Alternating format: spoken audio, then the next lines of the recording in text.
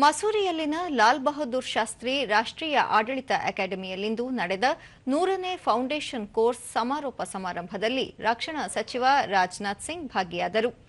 ಬಳಿಕ ರಾಜನಾಥ್ ಸಿಂಗ್ ದೇಶದ ಸಮಗ್ರ ಅಭಿವೃದ್ಧಿ ಹಾಗೂ ಸಬಲೀಕರಣದಲ್ಲಿ ಆಡಳಿತ ಸೇವಾ ವಲಯ ತನ್ನದೇ ಆದ ಮಹತ್ವದ ಪಾತ್ರವನ್ನು ನಿರ್ವಹಿಸುತ್ತದೆ.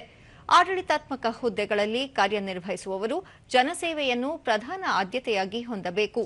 ಜೊತೆಗೆ ಸಮಾಜದ ಸಬಲೀಕರಣ, ಉತ್ತಮ ಆಡಳಿತ, ಸಾರ್ವಜನಿಕ ವ್ಯವಸ್ಥೆ ಸುಧಾರಣೆಯಲ್ಲಿ ಗುಣಾತ್ಮಕವಾಗಿ ಕಾರ್ಯನಿರ್ವಹಿಸುವುದು ಅಗತ್ಯ ಎಂದು ಹೇಳಿದರು.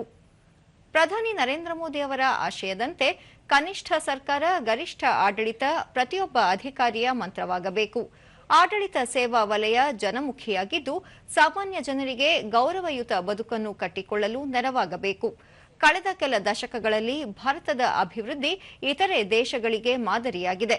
ಗುಲಾಮಗಿರಿ ಸಂಸ್ಕೃತಿಯ ಪ್ರತೀಕವಾಗಿದ್ದ 1,500ಕ್ಕೂ ಹೆಚ್ಚು ಕಾನೂನುಗಳನ್ನು ಸಮಕಾಲೀನ ಅವಶ್ಯಕತೆಗಳಿಗೆ ಪೂರಕವಾಗಿ ಮಾರ್ಪಾಟು ಮಾಡಲಾಗಿದೆ.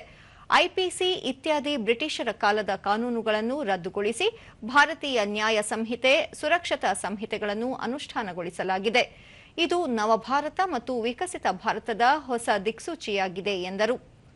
ಆಡಳಿತ ಸಿಬ್ಬಂದಿ ಯಾವ ಹುದ್ದೆಯಲ್ಲಿದ್ದೇವೆ, ಎಷ್ಟು ಹಣ ಸಂಪಾದನೆ ಮಾಡುತ್ತಿದ್ದೇವೆ ಎಂಬುದಕ್ಕಿಂತ ಎಷ್ಟು ಜನರ ಬದುಕನ್ನು ಸುಧಾರಿಸಿದ್ದೇವೆ, ಎಷ್ಟು ಜನರ ಗೌರವಯುತ ಬದುಕಿಗೆ ನೆರವಾಗಿದ್ದೇವೆ ಎಂಬುದನ್ನು ತಮ್ಮ ಸೇವೆಯ ಸ್ಫೂರ್ತಿಯನ್ನಾಗಿ ಹೊಂದಬೇಕು.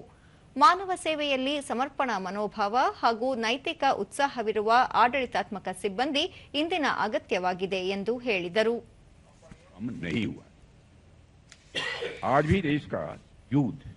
सिविल सर्विसेज की कुछ लिमिटेड सीट्स के लिए इसे का हार्ड कंपटीशन वो करता है, कठोर प्रतिस्पर्धा से उसे गुजरना पड़ता है और ये जरूरी भी है, क्योंकि जिस गति से भारत आज समय विकास के रास्ते पर तेजी से आगे बढ़ रहा है, ये देखते हुए नौजवानों के अंदर उत्साह का, इंतजाम का होना यह बहुत ही आवश्यक है।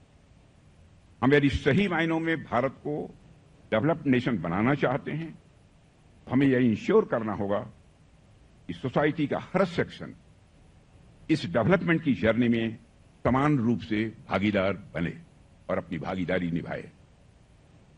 इसी बात को ध्यान में रखते हुए जब आप एक सिविल सर्वेंट के रूप में समाज वंचित या कमजोर वर्गों से मिलें, उनके प्रति एम्पैथेटिक और कंपेंसनेट रहें और यह समझें कि उनकी वर्तमान स्थिति केवल उनकी क्षमता या हार्डवर्क का रिफ्लेक्शन नहीं है, उसके पीछे अनेक सामाजिक, आर्थिक और परिस्थितिजन्य कारण भी हैं।